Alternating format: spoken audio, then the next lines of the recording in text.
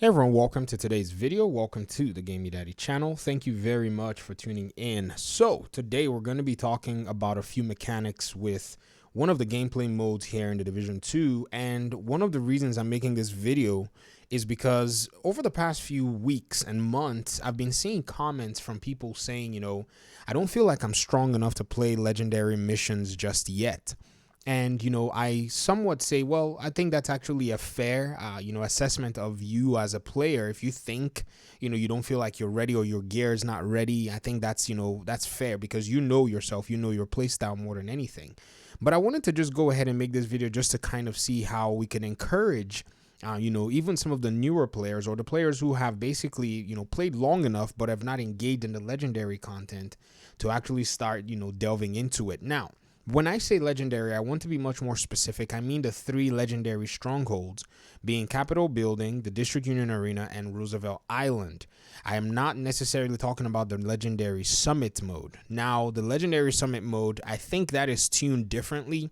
It's not necessarily appealing to me because it's kind of like this endless loop where you just keep fighting bad guys over and over again, and they're all so very hyped up in a weird sense. The AI is super good at everything that they're doing, and the space does not allow for you to be able to play in a tactical way that you can maneuver them. In my opinion anyways, I feel like it's too compact to have that kind of AI in there. So I'm not necessarily discussing that. I'm looking at the legendary missions which allow for all of these. And so for the very first thing I want to say is, for the legendary missions, as long as you've played long enough in the division, I feel like you already have a build that can take on legendary. It doesn't have to be a build that, fits all of the build paradigms. It just has to be a build that you are comfortable playing and one that suits your playstyle. In fact, if you're watching this video, you're going to see that I'm just holding my crossbow and just playing with it.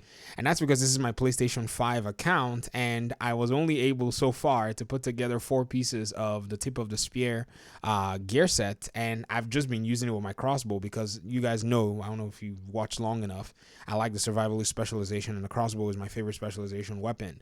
And if I can get a good clean hit on an enemy NPC, it's a one tap, one kill. In many cases, enemy NPCs also, like even the Warhounds, they take a lot of damage from me as well. And so that's been also fun. Another thing too is I don't have the season 1 pass, so I actually have to do the field research for technician. So even when I'm, kind of, I would say, scheming to make a skill build, I can't really make a very powerful one without having the technician. I could do one with survivalist nonetheless, don't get me wrong, but I want to get my technician specialization, and I don't want to buy that season booster. Nah, I did it for my second PC account. I'm not doing it for this one. I'm gonna grind it, and then once I'm done, I just keep the technician on this particular character. And so that's basically what it is. You knowing exactly what you want to build and building a decent version that suits your play style and just being able to just go with the flow. Now, I will tell you another thing too is, if you build like that, you'll most likely be, in a sense, the weak link, or not so much of the stronger player, but you do have a lot of perks because you understand that build and you know your play style and you can work with it. And that's the very interesting thing. Like when I'm playing with a crossbow, I know exactly how to use it.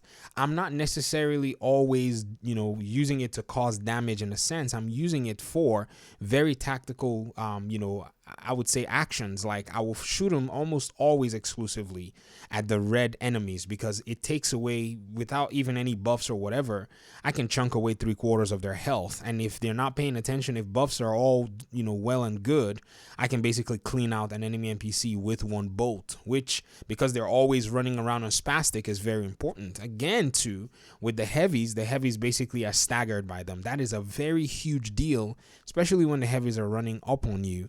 And that's something that you can definitely do.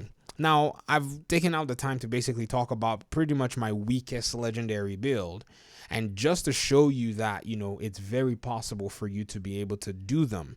Now, yes, you will also have to get into the missions to understand spawn points, understand mechanics, and understand the patience that comes with playing it, because there is a side to the patience, which is something that you're not going to play this mission like you will play other missions, because if you rush, the enemy AI is designed to take on every kind of advantage. Now, one thing that the enemy AI does here and does very well is knowing how to press your team in different phases.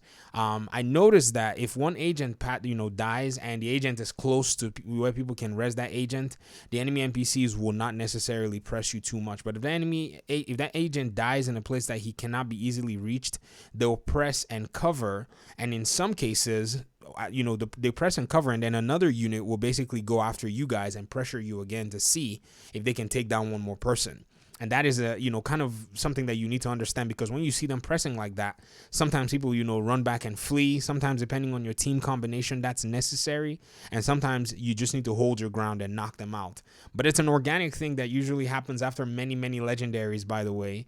And so that's something that you have to kind of feel for yourself. So in essence, what I'm saying is you kind of have to get your hands dirty in order for you to get very proficient at playing this mode.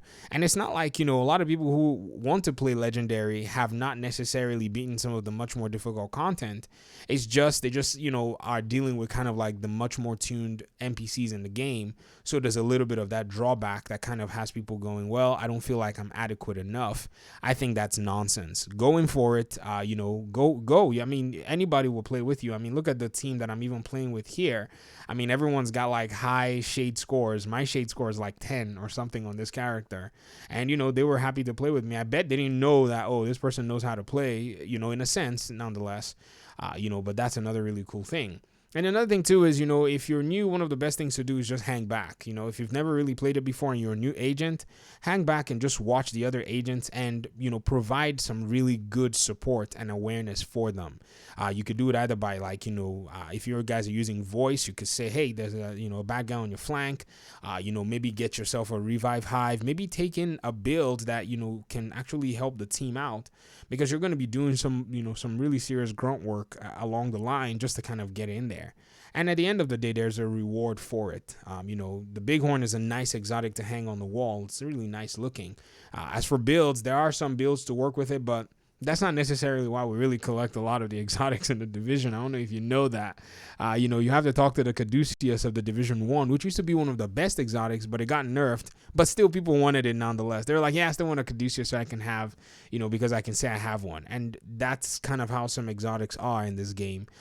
Even though the Bighorn is decent, but still, it's kind of one of those exotics that you can say, yeah, I'm just, keeping just for the sake of keeping it. So I hope this was basically kind of a helpful overview to kind of get you in the place where you can gain some confidence to start dealing with this content.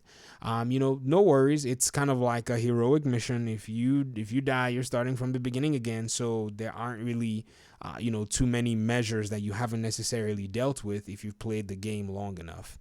So that's it for me. If you need any guides or if you need any builds on legendary missions, you can, that will suit legendary missions anyways, you can check my playlist called Steal This Build. It's a playlist where we've gathered a bunch of Division Agents builds. I haven't done one of those in a while.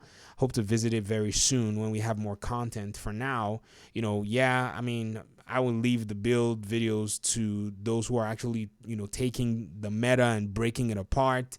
And then maybe once in a while, I'll talk about a build from someone here in the community that, I feel like everybody needs to take a look at. But I'll talk to you guys in another video. Thank you very much for indulging me. Hopefully we'll talk soon. Peace out.